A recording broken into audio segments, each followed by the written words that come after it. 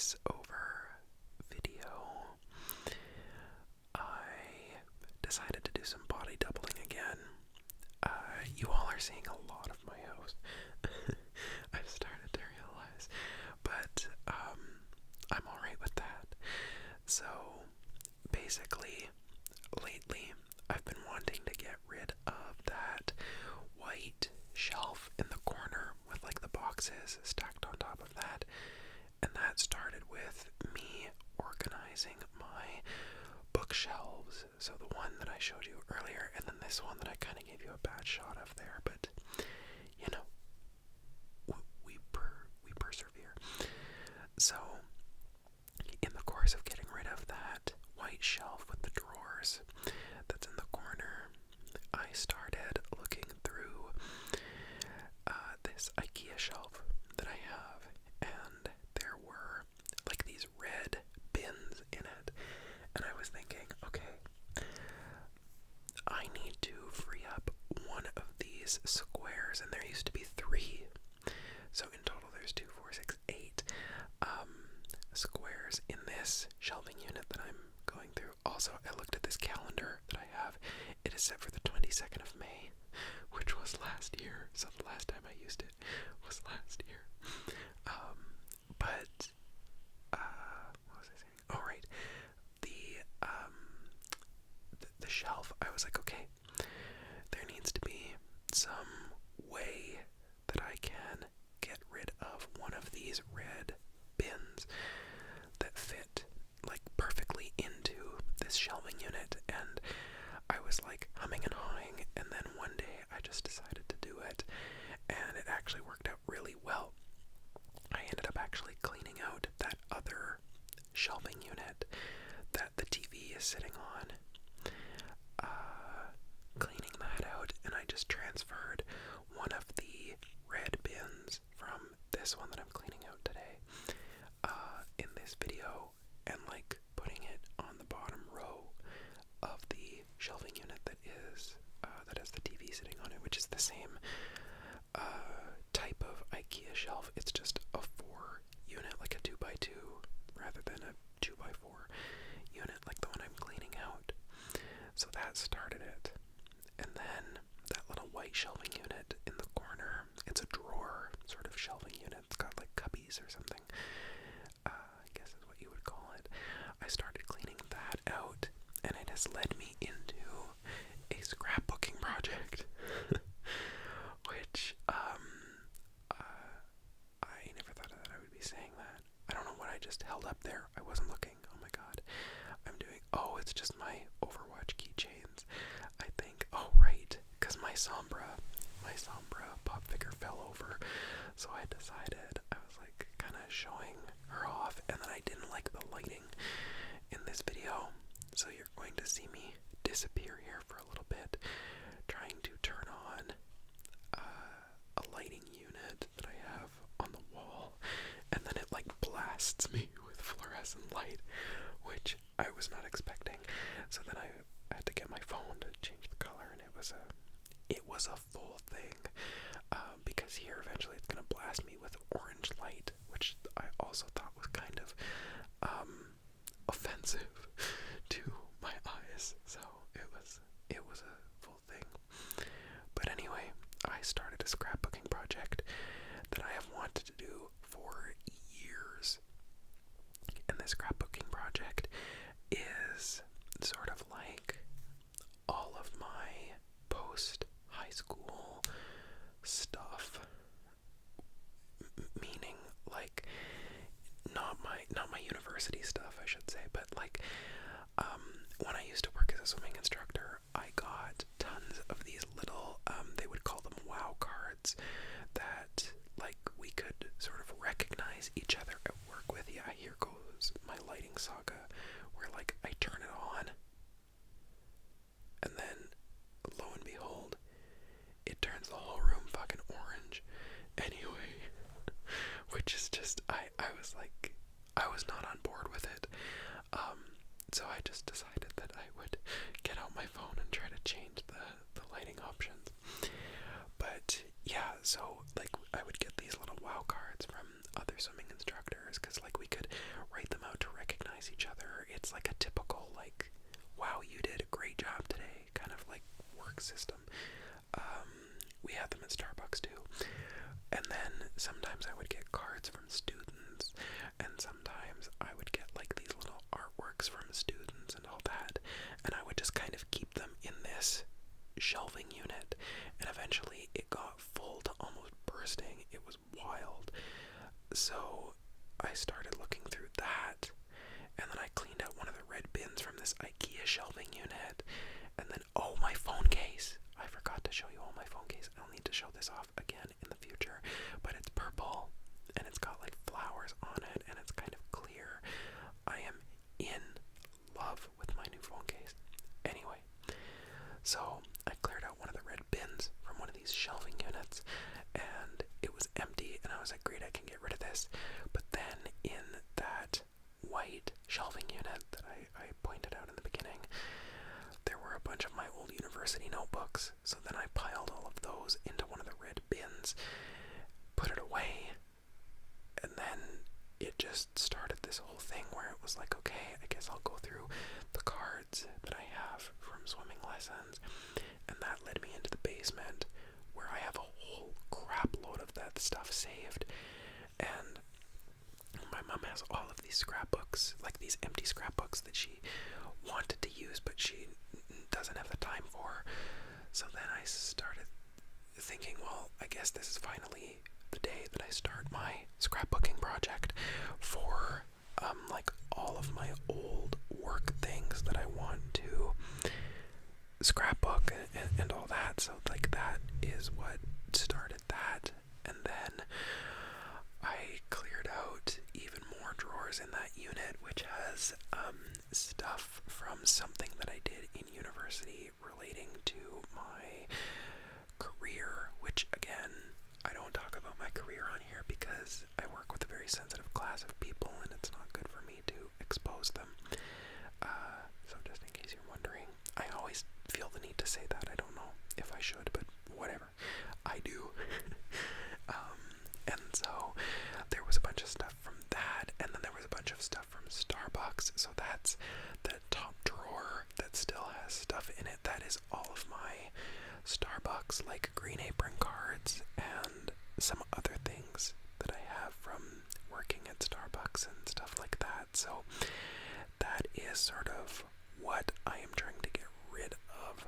Not rid of, but like put in a place where it will be appreciated more. And then I'm probably going to put an IKEA shelf in that spot there to kind of give myself more space for plants and maybe some of my pop figures and all that kind of stuff. So there's sort of a lot going on.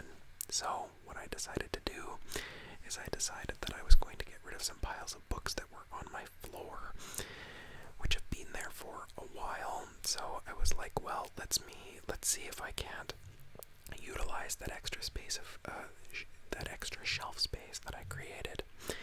And that is what that is what I am doing right now, where you saw me taking off all of the books from the shelf. I'm doing a little dusting.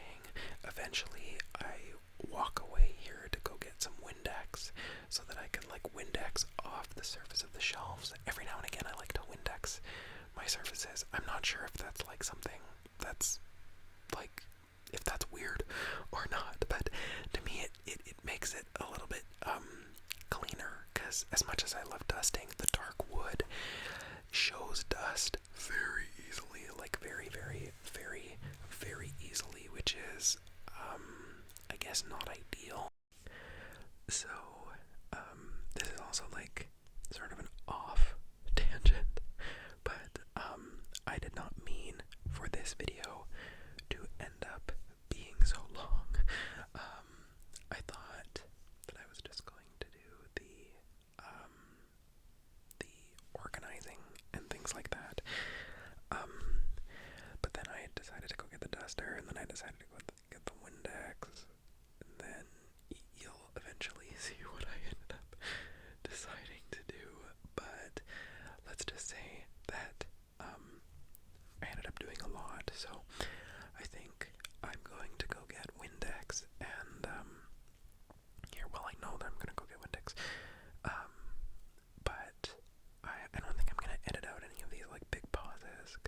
it's really just like, I don't know, it is more opportunity for me to ramble, and we all know that I need more opportunities to ramble, I guess. I do not, but let's pretend that I do. So,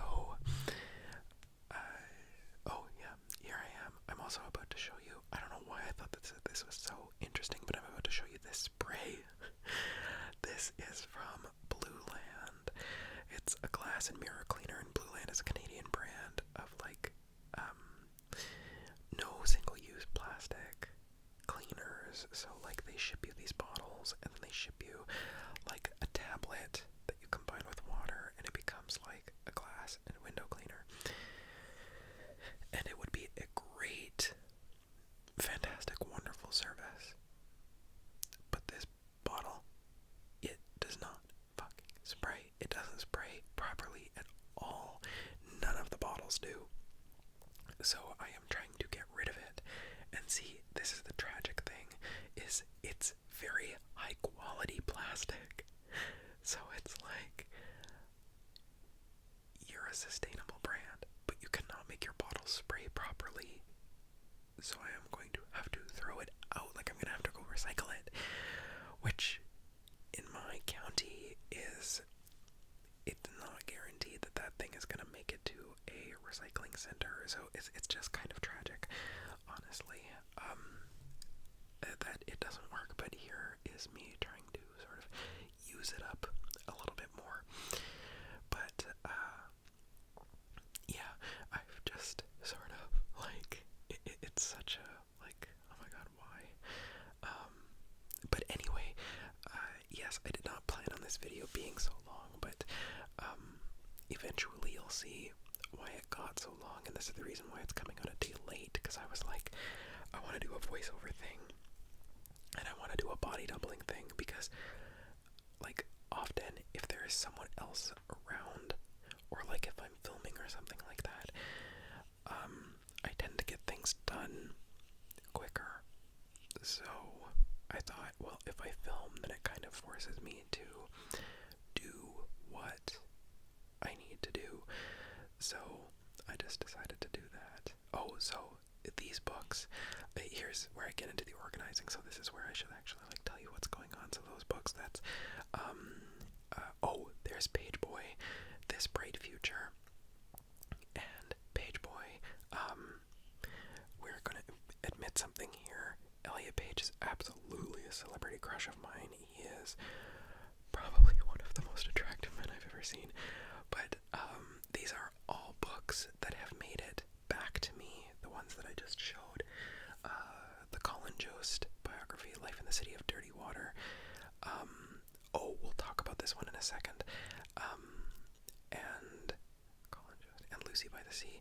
I gave all of those books, including Page Boy and This Bright Future, to my grandma to read, and she has since given them back to me for me to read. So this shelf is going to kind of be like a I need to read it section. And then that other book that I said that we were going to talk about, that one that says like, doesn't everybody have an imaginary friend? My grandma got it for me for Valentine's Day, because I, as a kid, had a lot of imaginary friends, which is kind of interesting. They kind of just faded away after a while. But she saw it and she like recognized it, and she was like, hey, that's kind of like you, isn't it? And I was like, okay, that's adorable, Grandma, you're amazing.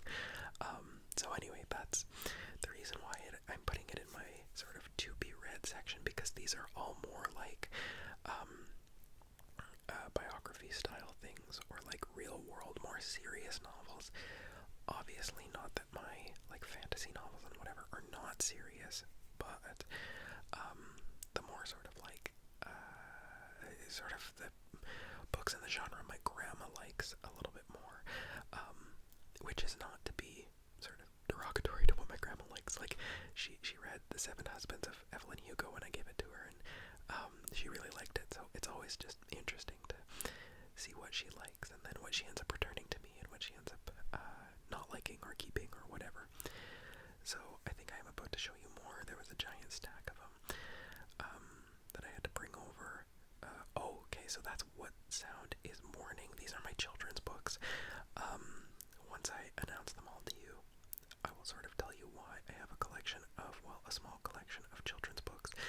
This is A Day in the Life of Marlon Bundo, the one that was made by John Oliver from last week tonight. Here we are, and I think the next one is The Prince and the Knight. Yes, Prince and Knight. And then the one that I've read on the channel before, The Fox and the Star. I think I might have read The Prince and the Knight. The Prince and Knight on the channel before as well. But essentially, one day, it was kind of like on a whim kind of thing. I bought that Marlon Bundo book, the John Oliver one, and I thought, hey, this would be just like something nice if and when I have children one day to read to them, because it's like this cute little thing and it's something that I enjoy and all that kind of stuff. Sorry, I just had to stop the recording for a second, but I'm back.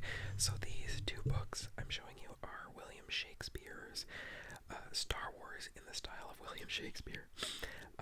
But I was getting those kids' books, and they're the book jackets for the Star Wars in the style of William Shakespeare. There's New Hope, and then The Phantom Menace is the next one I show. But I thought that one day it would be kind of cute, like if I could read the Marlon Bundo book to a child that I could potentially have. And over the years, if I have particularly loved a children's book or the look of it or the story or whatever, I've just picked it up kind of in anticipation possibly of having children one day. So if you want me to read those, I know there's like a genre of content online where there's people who will read children's books as like ASMR, which I think is really sweet. So if you would ever want me to do that, just let me know. But this is also a weird story about the Star Wars in the style of Shakespeare. I love reading Shakespeare. I love that kind of like writing where, oh, there I sneeze. You all haven't heard me sneeze ever. I do multiple sneezes. Oh god, maybe I should have cut that out. Anyway, but I love this style of Shakespeare's writing. I know a lot of people find it frustrating or like cryptic or whatever, but I love the puzzle that it is trying to figure out what he's trying to say, kind of, if that makes sense. So this shelf is kind of ending up as my like sort of books that don't necessarily have a category. Like there's all the ones that my grandma's given me, or like I've given my grandma and she's given me back, the children's books, and then just sort of some randoms, and then I get to show you my Sawbones book. This is a medical history podcast by Justin McElroy and Dr. Sydney McElroy. They're a husband and wife, and it's literally the show is called Sawbones, a marital tour of misguided medicine, and like all the weird crap that we've done in the past to try to treat things and what we thought certain diseases were, and like pseudoscience and like medical lies, and sort of diving more into the more predatory parts of the wellness industry. If you want a good listen, Sawbones is fantastic. It's a fantastic podcast. Any of the McElroy podcasts are, but Sawbones, my brother and me, and The Adventure Zone are true highlights. So I got their book, and then I also have the Adventure Zone graphic novels up to Petals to the Metal, but I really want to get the full set of the Balance Arc graphic novels, and I really, really, really hope that they come out with an Amnesty set of graphic novels, because the Amnesty Arc campaign of the Adventure Zone is probably one of my favorite pieces of media ever, of all time. It's just very important to me. So I'm definitely going to be expanding my collection of that. It's just, they come out yearly, at least so far, so it's kind of like, sometimes I wait, and then they come out in June, so maybe I'll go to an Indigo here in June, just to pick up the ones that I haven't gotten quite yet. So, this is kind of like my McElroy grandma children's book, random book shelf.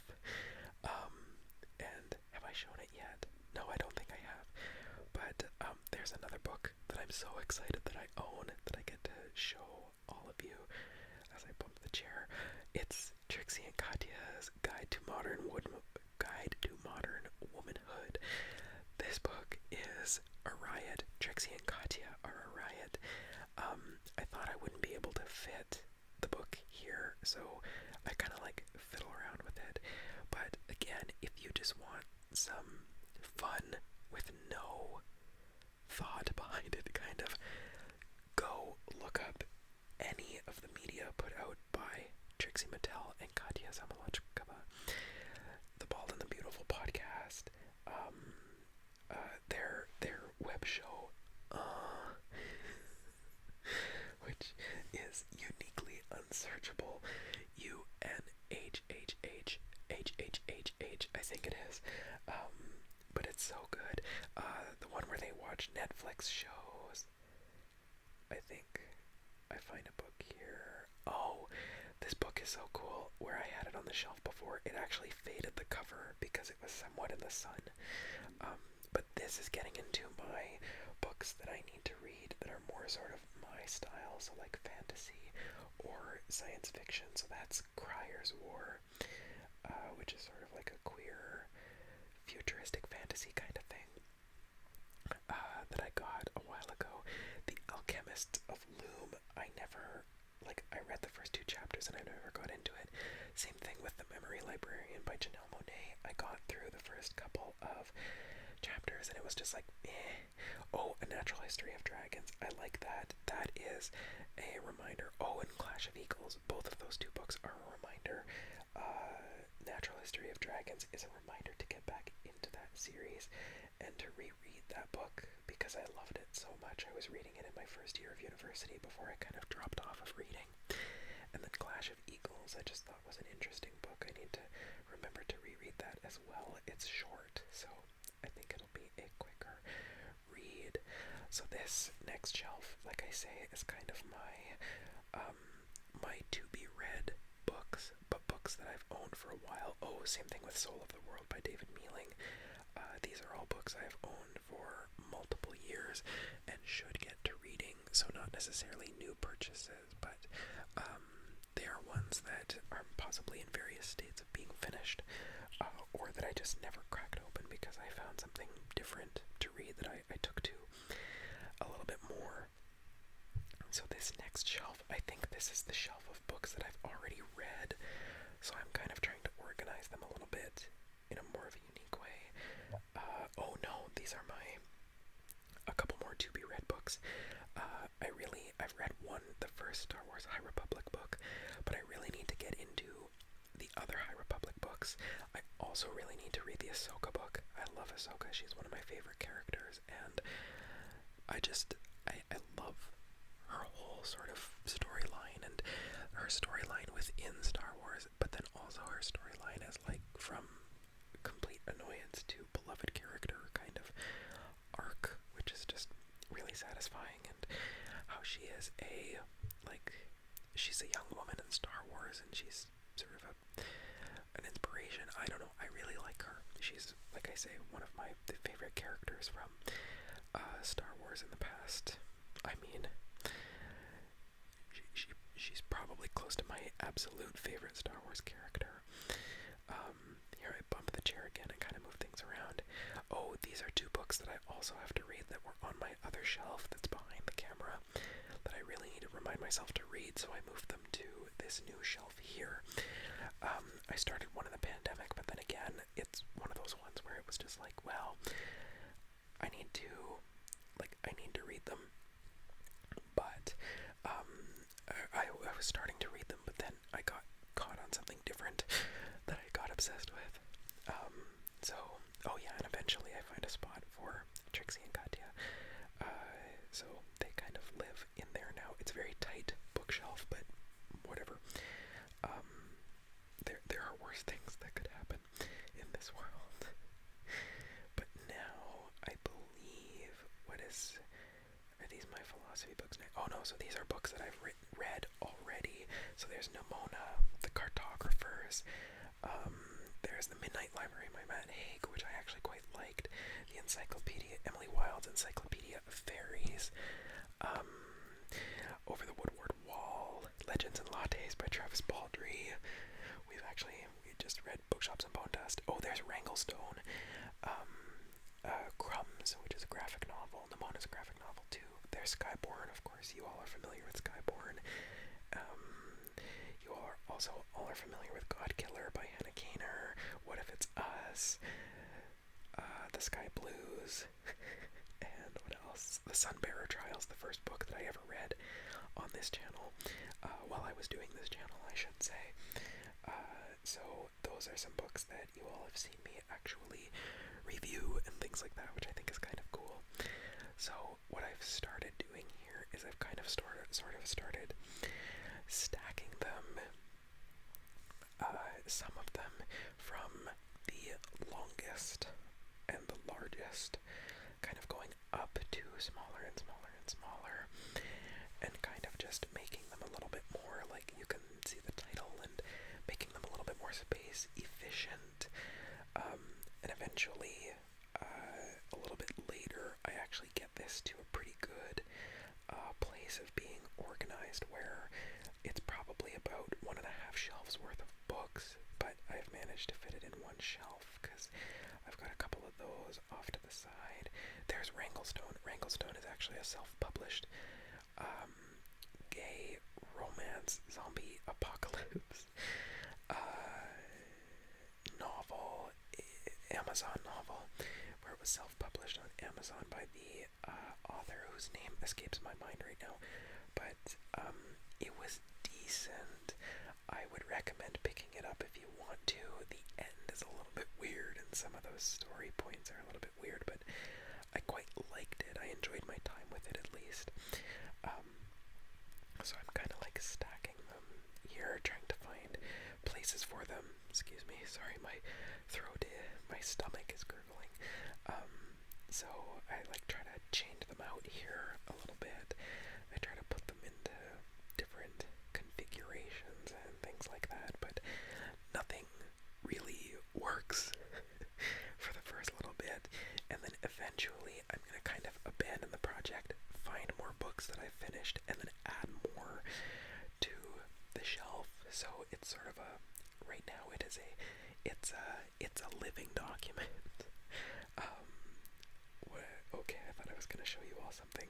I think sometimes I just look at the camera in order to check to see how everything looks. But I can't remember if I said this in the very beginning, but I've actually got an IKEA shelf that I think I am going to put in that corner once that unit with the drawers is out of there. That I think is going to be more of a plant shelf, because it's not that I'm looking for more space for my plants, because I actually have a good amount of space for my plants, but the light requirements of some of my plants would actually be perfect for that corner. Like, that is a south-facing window, but that corner never gets direct light, so it kind of, in my head at least, stands to reason that if I put some of my plants there, at least they get bright but more indirect light, and that might help a couple of my plants recover a little bit better, because there are some that are not doing well where they're at the moment. So it's just kind of a plan there, and then it's also something where I'm probably just going to pack away that drawer unit, and then if I eventually move to a different place, I'll probably end up using it again because it's very useful.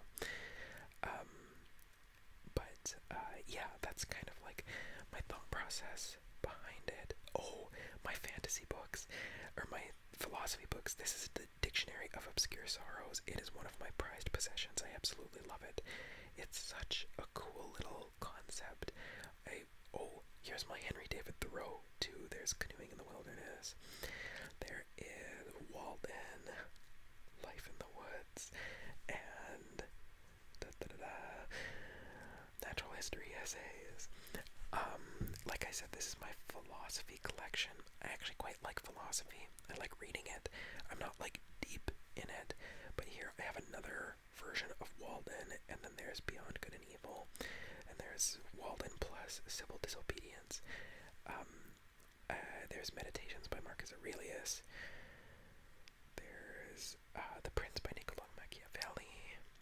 it's this like really pretty book. I had to get it for university, so I got the pretty version. There's Demons by Dostoevsky. I also used to have Crime and Punishment. There's 21 Things You Might Not Know About the Indian Act. And then Indigenous Relations, Insights, Tips, and Suggestions. And these are, like I said, oh, this is my prized possession. This is my prized possession book. It is, drumroll please, How to Spot a Fascist by Umberto Eco. One of my favorite fucking essays of all time. Actually, my favorite essay of all time. I know, like, The Prince, Dostoevsky, like, Meditations. I kind of have, like, douchebag philosophy books now that I'm thinking of it, but I just kind of like reading it. I love reading the ways that people have tried to make sense of life and living and all that kind of stuff. Henry David Thoreau is not necessarily an inspiration, and it's not as if I'm like die hard or I like believe in any of these people's philosophies, but I like reading them to inform my own, if that makes sense. The only author that I have here that I would say I am like 2,000,000% behind is Umberto Eco. Umberto Eco grew up in fascist Italy and actually used to have to do like rhetorical recitations for the glory of Benito Mussolini. And when Italy was finally liberated, he ended up doing a lot of writing because he was an adolescent at that time. And it was really confusing having grown up in such a propagandized state and then having that leave. So he has got a lot of good insider insights on what fascism looks like, and I think honestly it should be required reading, especially in the United States. So it's a very good essay. Get it if you can. This one, it took a long time to reach me. I got it on Amazon because that's the only place I could find it. So get it. It's amazing. I've briefly switched over to my room to do a little bit more organizing. These are a couple of the books that I think I did a haul for a little while ago. That's Water Moon. I'm just putting the jacket back on it, and I'm putting it in the I need to read it pile that's in my room, which I'm actually right beside right now. But I have this one on this shelf here, kind of as my like, these are the things that I want to read. Maybe not immediately, but like these are the ones that I'm actually probably going to pull from. And then the one in the other room is probably going to be the to be read shelf, in terms of like if I want something to kind of come between things. Oh, there's Bookshops and Bone Dust too. I'm going to be bringing that over to the other room. But like, yeah, if this shelf here is kind of the one that I'm going to reach for immediately, then that other one is probably going to be my like intermittent reading kind of books. Like maybe I'll pull one every 2 or 3 books I read. Oh, there's When Among Crows, which I did finish. Now that I think about it, I don't think I filmed a review video for these Burning Stars and When Among Crows, which I'm gonna have to do. Yeah, I'm really gonna have to do that. They were good books. I really liked them. So I think I stopped the recording in my room here, and then I'm back to the other room. I need to turn on that light. And so this is where I'm going to redo that, my books that I have read shelf. So I'm going to put The Sun and the Void, When Among Crows, Bookshops and Bone Dust, and these Burning Stars all on the shelf here. So I'm going to kind of do a reorganize of it like that.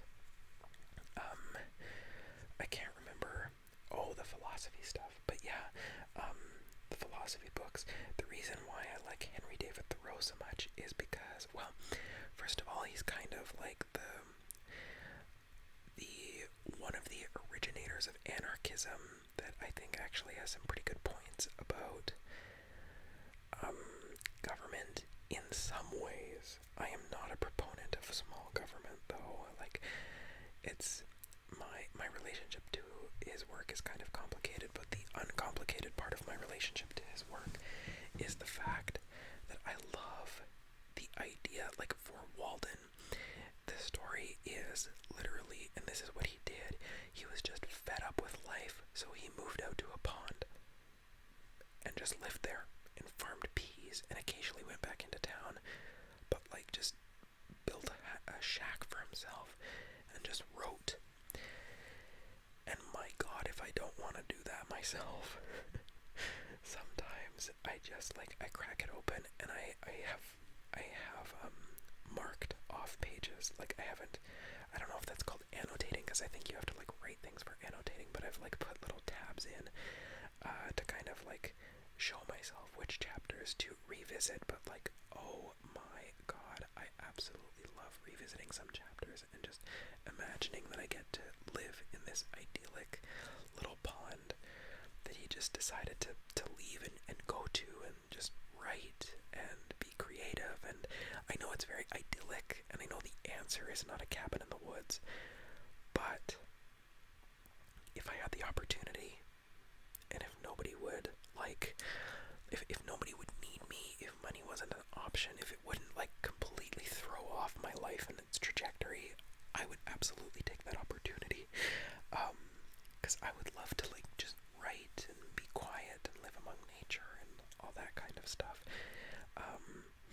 Walden, I would say, kind of has recontextualized maybe a couple of things that I want for my life, and it's kind of a special book for me in that way, which is kind of weird because it's also some political philosophy that I don't necessarily 100% agree with in a way. It's just, it's a cool thought experiment to kind of read it and really interrogate what I feel and what I think. Honestly, sometimes I think reading stuff that you don't agree with is almost better at helping you form an opinion than reading the stuff you do agree with. What do I mean by that? I'm not saying go out and read like fucking Breitbart or some random ass bullshit like that. I'm saying like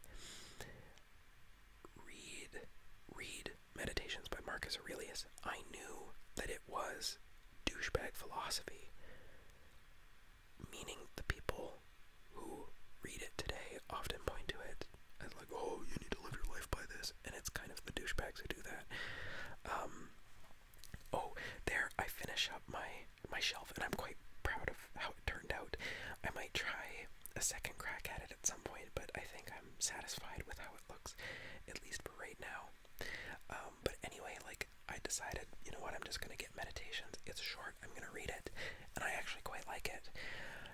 Not that I'm gonna live my life by it, because it's a little bit odd, but, like, some of the things in there, it's like, it's interesting to kind of, like, compare and contrast with my life and see what I believe and what my philosophies are and things like that. So I think that's the value in listening to different opinions.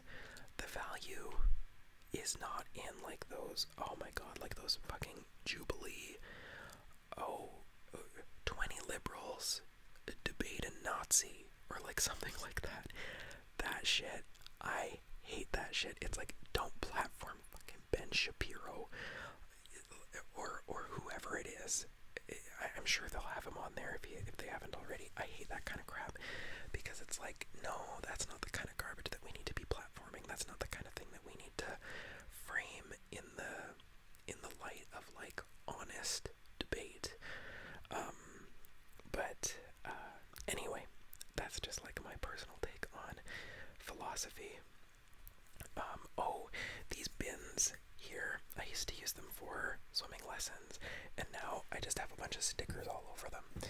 So I'm gonna have to find a place for them, because they are legitimately incredibly useful. Like, for my career, I think that I am going to end up using them for something at some point, because just having a box with like, in like my swimming lessons, for example, when I taught first aid, I used to have all my lifeguarding certification manuals in there. I used to have all of my bronze star, cross, and star, medallion, and cross manuals in there, just to have them, and they're so useful to just like cart around. and they're waterproof, which was, well, not waterproof, but like my papers weren't gonna get ruined in them. So I'm gonna have to find a place for them or something to do with them, because they are absolutely not leaving. They are, at this point, I would probably say they are something close to invaluable. Whenever I'm just looking down, I'm probably looking through something. You can actually see a little bit of how my roots are growing in. You can also see a little streak of purple in my hair, which I put in using a color conditioner that I'm trying to get rid of. So I'm just kind of like using it up. But I'm actually really liking how my roots are coming in. I think they actually look really pretty in the way that they contrast with like the platinum blonde / silver that I've got going on. Oh, and this, okay. This is where we start going off the rails, my friends. This is when I was like, okay, I've taken down those bins, so why don't I start dusting my pop figures? And this was at around, I'd say, 9 o'clock or so p.m. last night, so Friday night, March 14th, and this started me on probably another 2 hours worth of cleaning, which I don't show all of here, but it kind of feels like it probably. So I decided that I'm going to dust off all of my Overwatch pop figures, which, yes, I take my pop figures out of the box. No, I don't have enough space to store pop figures in the boxes still, and yes, I just love the way they look. I know that Overwatch has kind of been popular to start like dunking on, and I don't agree with the business practices behind it, but I still love it. It's still a comfort franchise for me, so like, sorry not sorry, I guess. Oh, there's my May figure. I am a May main, because May used to be annoying. I don't know these days, because I don't play it very much, but May, I love how annoying she has the potential to be. Her ability set, like when she could freeze herself in that block of ice and heal a little bit. And then also the ice wall. Oh, it's perfect. Perfection. These days I mostly play Lucio or Echo. I haven't been able to find a good Lucio figure, but I did find an Echo figure on Amazon a couple, like probably a year and a half ago or so. Oh, there's my unique skin, Mercy. You'll also end up seeing my, I also used to be a Zenyatta main. I love Zenyatta. I should actually play him again. There's my Echo figure. I love my Echo figure. But is this where I pull my, yes, this is my, like, I think it's the Anubis skin for Pharah. I used to be a Pharah main as well when it was just the first Overwatch, and I was so happy when I found that pop figure specifically, because I think it's so cool looking. But there's part of me that might want to like not pare down my collection. I don't think I want to get rid of them, but I might not display my Cole Cassidy figure. I might not display my, oh, there he goes. My Junkrat figure has such an awful lean to him. I used to love playing Junkrat, but I'm just sad that the figure has a lean to him. Symmetra, before Symmetra had a rework in the first game, I used to love Symmetra. So her figure has quite a significant lean to her as well, and same thing with my Sombra figurine. I just don't play Cole Cassidy, I don't play Sombra, so I might not keep them out, or I'll have to figure out something to do. Same thing with, no, not my Tracer. I love Tracer. I've never played Tracer because I can't get her, like, cadence right. I don't have the right, like, rhythm for her, but I'm never getting rid of my Tracer figurine. Tracer is one of my favorite video game figures of all time, characters of all time. You'll also see, eventually I start pulling out a couple of my tank figures, and I love playing Orisa as well. But I'm not really a tank player. Like, if I had to, I would play Orisa or Diva, whichever one I don't care, but mostly I like support or annoying characters, like support offense, I guess, like May. I don't consider May like true offense. She's sort of like a, you've got to have like a Soldier 76 and a May on the team. You can't have like a May and a Widowmaker, for example. They just don't work. Or like you want a May and a Genji or something like that. So like a really aggressive Genji and then May who can kind of stick with the pack and still do damage and things like that. Those are the those are the characters that I most tend towards. I don't like being the tank because I don't like being the center of all of the damage. But I do like getting healed consistently. So if there's a good support player on the team, then it's more fun to play tank. Oh, there's Ana. I've never played Ana. There's just not, like, her playstyle doesn't appeal to me. I hate the snipers, honestly. Like, I can't do a sniper character really in anything. I do want to be in the action again. That's why I like May, because not too aggressive. It's not like you're going out and finding people to kill like Genji, or Tracer, but you're not like going to be the one that everybody wants to kill. So there's my Orisa figure, which when Orisa first came out, I remember I loved her so much. Just a very good character. The last character that I played that came out new was Ramatra, so I really need to get back into it and try a bunch of the new characters. I know there's a non-binary character who is intensely attractive, and I want to try to play them too. Here's my globe, like one of my prized possessions again. This globe, it's so pretty, and mercifully, the world map hasn't changed yet. So it's just, I love a world map, I love a globe, I love anything that shows me where all of the countries are. But I just love, I love my globe. Again, one of my prized possessions. Eventually here you're gonna see another one of my prized possessions that I'm gonna bring down, and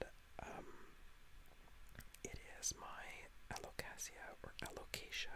I know it's Alocasia, but I prefer to say Alocasia. Alocasia cuprea. Oh, there was a leaf that I needed to throw in the garbage, but my Alocasia cuprea, which I need to do maybe a little bit of saving with, because it's down to one leaf, and it's got a leaf spike that's shooting up, but it's not like growing, which is just weird.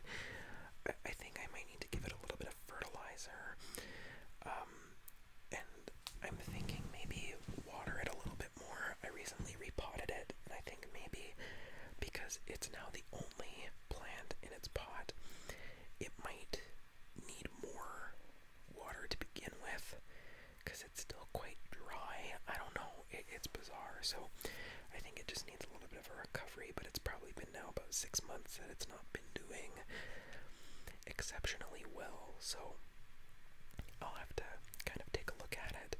But a little bit later you'll see me like killing fungus gnat after fungus gnat after fungus gnat out of it. It is definitely the source of my fungus gnat infestation. So I was killing a lot of them, so that's why I have to step out of the room a lot, because I know that it probably does make your fingers too dirty, but I fucking hate the idea of it. So I go and I rinse my hands off and I wipe them on a towel, just so that it doesn't like get the dirty like bug guts all over me. I don't know, maybe I'm weird, but each time I killed a fungus gnat, I had to go and like rinse my hands off because it just freaks me out.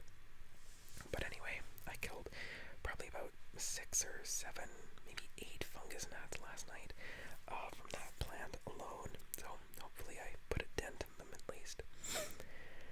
But you can see now I'm dusting the top of the shelf off, and then eventually I'm gonna reset it. But this is maybe the bad thing. Looking at my Alocasia cuprea, I was like, you know what, maybe I should fertilize it tonight. So eventually, once this clip ends, will like take all of the plants off of their shelves and things like that. And I started watering them, people. I got to bed probably, oh my god, it was probably about like 11:30 to maybe midnight, which I know isn't like awful, but for what my bedtime has been lately, that is like catastrophically awful. So it's just funny like how this is an ADHD thing, I know, but like I got into like the momentum just carried me right through, which I'm kind of happy it did, because I did get a lot done, so I'm not complaining. So this is kind of where I'm like, to give you a window into what was going on in my head, it was sort of like this idea of like, okay, do I go to bed at a decent time? I need to do the voiceover. I need to like do a little light editing. And what I decided to do was none of that. What I decided to do was put all of my effort into tearing apart my spaces in the name of cleaning them. Like I said, it's an ADHD thing. You get like this momentum almost, and you just, I at least can't stop. I am at my most productive, most likely between like 9 p.m. and 12 a.m., I would say, which is not ideal, because, I mean, in university, I mean, the sleep obviously isn't great, but the other thing is that, like, back in university, my project, like, papers and whatever, they were, I would say, exclusively last-minute affairs, unless I was in a group. I was never that person in a group project, I promise you that. It was like, I was so terrified of my group members hating me that I probably would burn myself out a little bit too much in service of like getting shit done. But that was the only time that I was really a keener. But that sort of productivity has invaded my personal life, where like if I need to clean my bathroom, if I need to water all of my plants, if I need to, you know, like, you name it, if I need to do a complete shelving overhaul, complete with dusting, and looking at, going through like a third of all of the books that I own, chances are you will catch me at like 9:15, like sinking my teeth right into it. Which, you know, it's, you know, it's what works for me. There we go. It works for me. So I'm happy about it. You know, it's just kind of, what different people work differently. This is not necessarily like groundbreaking stuff that I'm talking about here, but I think it's just, it's interesting that I found this rhythm that really works for me, and I used to kind of be ashamed about it, weirdly, but, no, I'm not anymore. I am very, I guess, secure in who I am and how I do things, and I'm very proud of the fact that, like last night, when I did get to bed, it was like, yeah, I did all that. I did so good. So, I think that, giving yourself grace is always, smart in these cases. But, yeah, anyway, as for what's going on here, you can see that I'm kind of like trying to adjust. I can always manage to adjust my sombra figure, but my Symmetra gets worse and worse, and my Junkrat gets worse and worse as well. I don't know why. Like, sometimes, I don't know, sometimes Funko is just, like, I don't want to be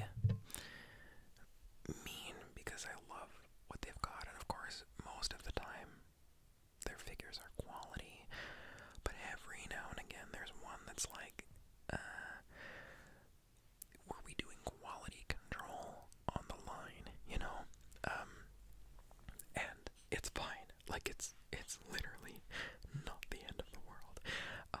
I'm still, like, I still look for pop figures.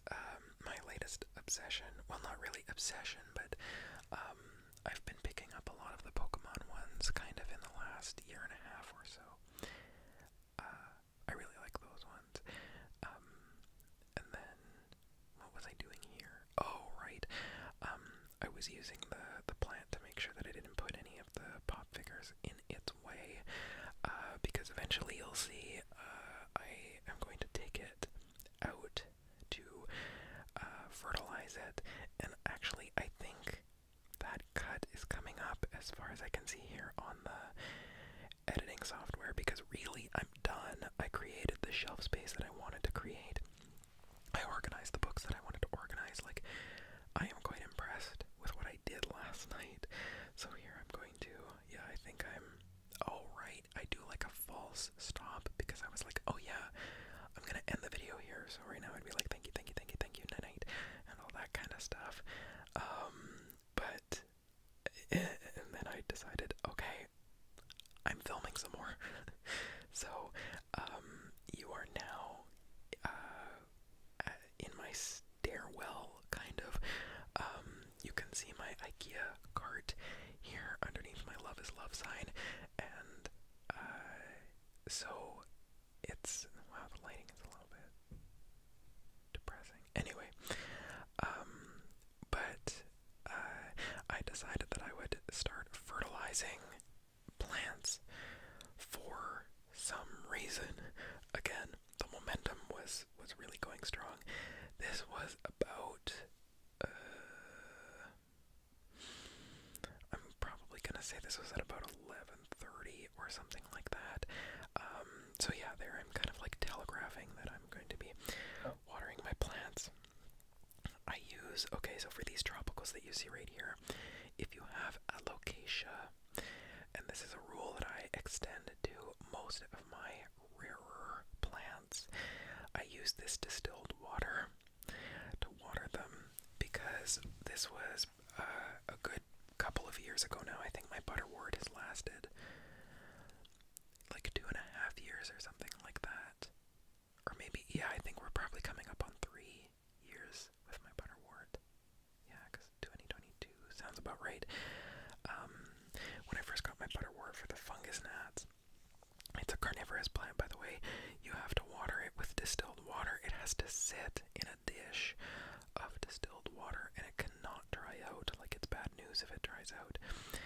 And then I started reading that if you don't want the tips of your alocasia still brown, you should use distilled water with them. And I was like, well, that is eerie in how that worked out. And I just decided that I was going to start watering most of my plants that are sort of on the rare side with distilled water. Now, do you have to do this? Not necessarily. If you are an alocasia parent, I'd say yes, because I have gone now for probably a while. Oh, I'm adding the liquid plant food. I think I use a, oh dear, sorry everyone, I think I use a 10-7-10 fertilizer, liquid plant fertilizer for my tropicals. But anyway, the distilled water I think actually does work for alocasias, because, or alocasias if you're one of those people. Because lately, so for probably about the last 2 months or so, actually maybe it was since like not since Thanksgiving, because that's October, probably like November of 2024, I stopped using distilled water and I started using tap water again. And just lately, all of the tips of my alocasia leaves are starting to brown. So it's true. Like, it's so weird. I used to bottom water all of my alocasias, which I think used to sort of mitigate that a little bit. But now I just water with a regular watering can for most of the time. plants. So I use the distilled water. You can get it for very cheap at Walmart. And it just, I see results with it. So if you want plant advice, there it is. Is it good plant advice? Well, who knows, but it works for me, so it's anecdotal.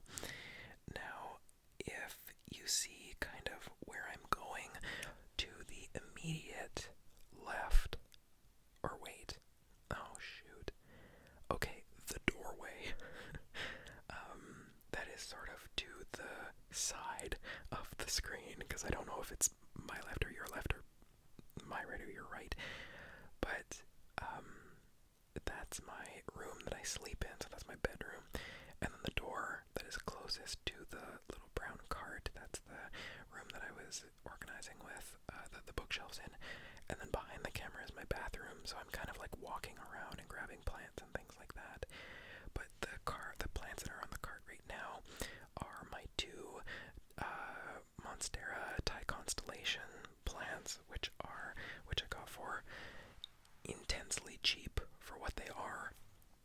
They were, both of them combined, were $50, and like that is stupidly cheap for Thai Constellation. And then the Alocasia Frydek is the one that's in the pot that's too small for the nursery pot. I just haven't found another pot to put it in yet.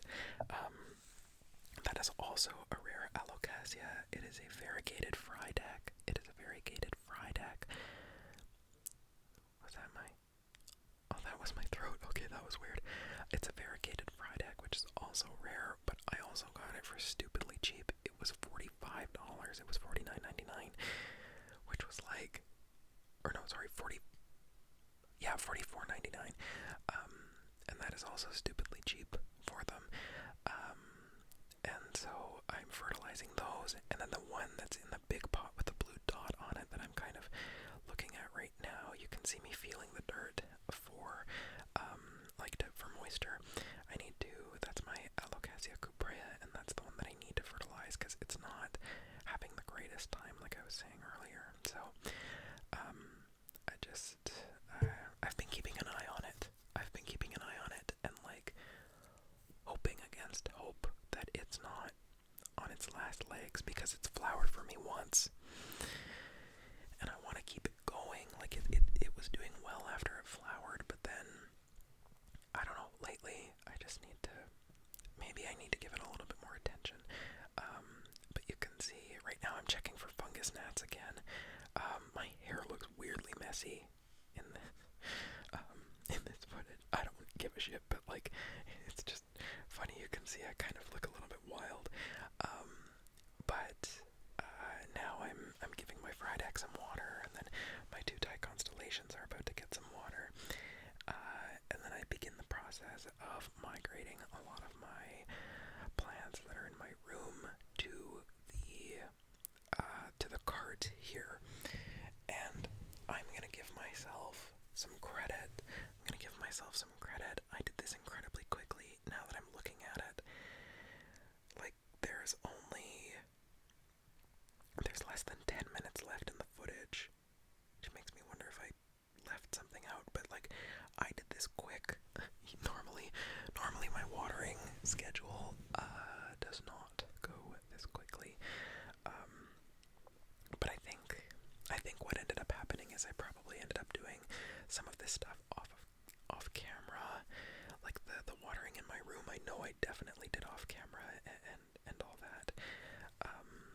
But yeah, I don't know. Good for Ryan. It's a win for Ryan today. Or yesterday, I guess. But this was incredibly fun to do. It was just so nice to get a bunch of stuff done and filming. So having you all sort of with me was sort of motivating in a way, because it was like, well, I've got to do it all. I've got to show you all the process. Oh, here's my Alocasia Black Dragon. It was super dry. I feel so bad for this thing. It's kind of up high, so I don't get to see its soil moisture, so I think I've probably been underwatering it, which is not ideal for that specific plant if you know anything about Alocasias, but not dying, so in my defense, I'm not that bad of a plant parent. So that's my Alocasia Black Dragon. What am I bringing next? I honestly forget. Oh, there's my nerve plant, which I put in a smaller pot. It used to be in with the Alocasia Cuprea, but it was, I think, taking some water from it, so it was getting too big, so eventually it started like dying out, and the Cuprea started choking it out because it won the competition, so I moved it to a different pot just so that they could peacefully live apart from each other.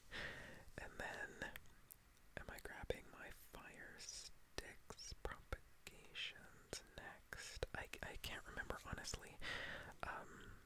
There were probably points where I was killing fungus gnats here too. Okay, well there's my watering can. I move the nerve plant. I look at the nerve plant, and then I move it again. Oh, right.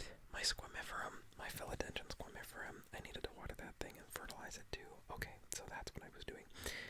So, that's my squamiferum, and then I think, oh yeah, I probably bring you into my room to show you my Alocasia golden bone, which is flowering, and then, what am I doing there? And then I probably move on to do my fire sticks propagations. It was truly a marathon. Oh, there I kill another fungus gnat.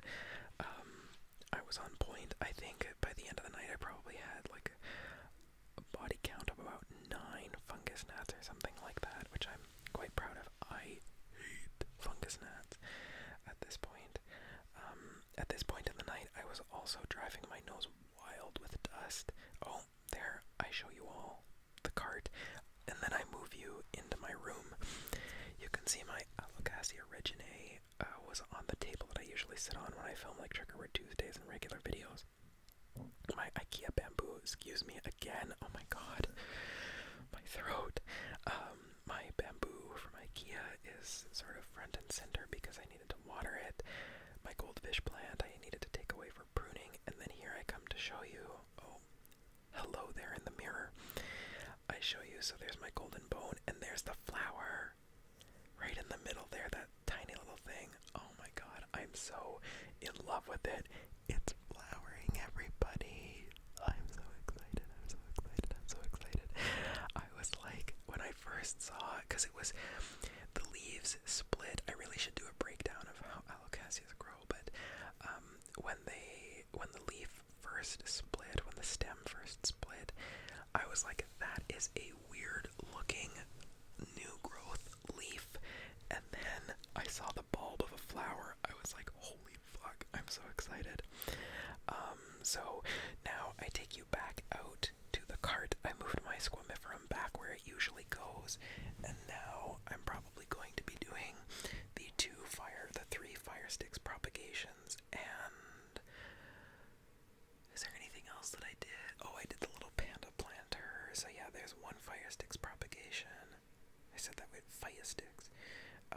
I don't know if the fire sticks propagations are going to last much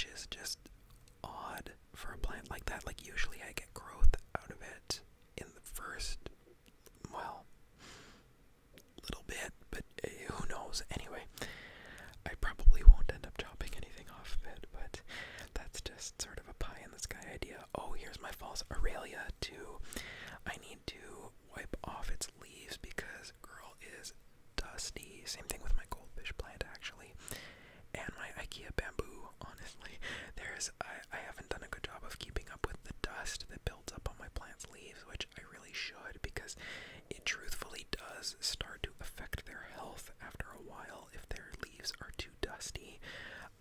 It degrades their ability to photosynthesize,